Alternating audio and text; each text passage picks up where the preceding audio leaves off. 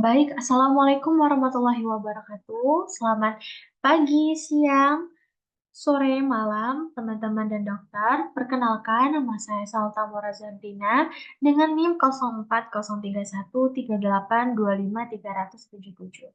Pada kesempatan kali ini, saya akan mempresentasikan materi mengenai 12 pasang nervi cranialis. Nah, jadi apa sih nervi cranialis ini atau cranial nerves ini? Jadi, nervi cranialis ini merupakan saraf yang berasal langsung dari otak dan memiliki peranan penting dalam fungsi sensorik maupun motorik, terutama pada daerah kepala dan leher. Nah, materi ini penting dipahami karena berkaitan dengan fungsi dasar manusia seperti penciuman, penglihatan, pendengaran, gerakan wajah, hingga proses menelan.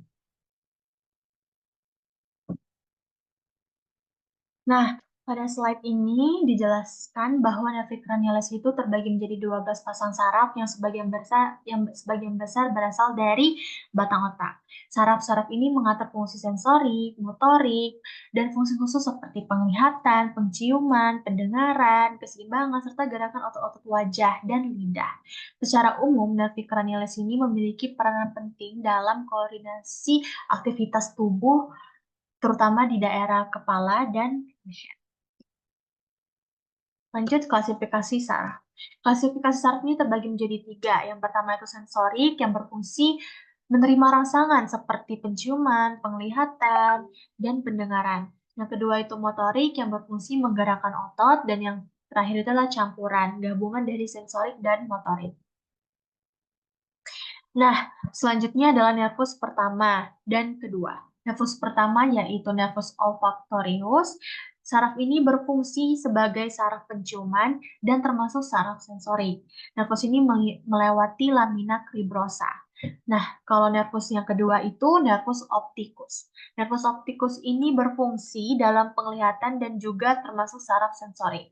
Saraf ini melewati kanalis opticus.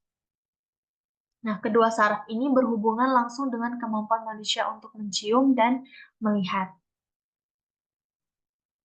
Lanjut, pada slide ini dibahas saraf penggerak bola mata, yaitu nervus oculomotorius, nervus cochlearis, dan nervus abducens. Nah, ketiga nervus ini melewati visura orbitalis superior.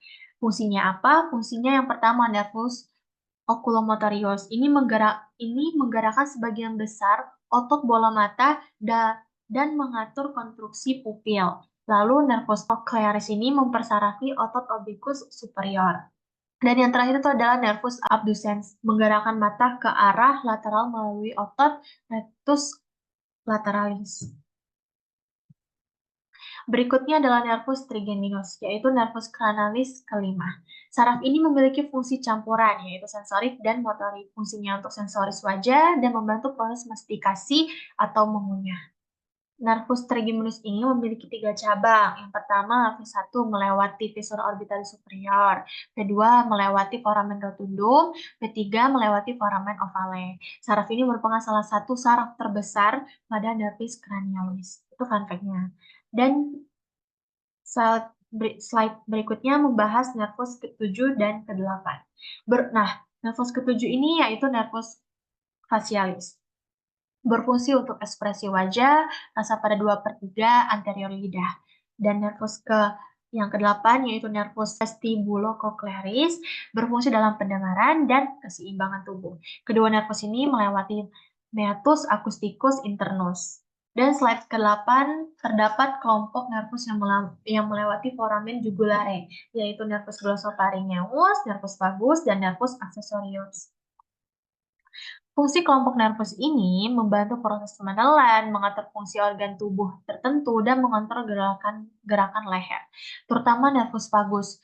Saraf ini memiliki distribusi yang sangat luas hingga ke organ-organ di dalam tubuh kita. Nervus yang terakhir. Jadi ini adalah nervus hipoglossus atau nervus cranialis ke-12. Saraf ini merupakan saraf motorik yang berfungsi menggerakkan lidah dan melewati kanalis hipoglossus. Pergerakan lidah ini sangat penting dalam proses bicara maupun menelan. Dan yang terakhir, pada slide ini tampilkan tabel ringkasan seluruh nervi kranialis beserta fungsi dan lubang yang dilewati masing-masing saraf. Apa guna tabel ini? Menurut saya ini membantu mempermudah pemahaman dan mengingat jalur dari setiap nervus kranialis tersebut.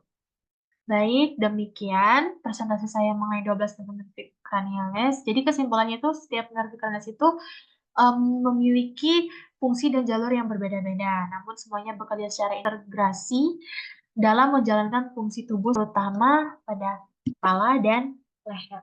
Terima kasih atas perhatiannya teman-teman dan dokter. Saya mohon maaf apabila ada kesalahan dalam penyampaian materi tersebut. Wassalamualaikum warahmatullahi wabarakatuh.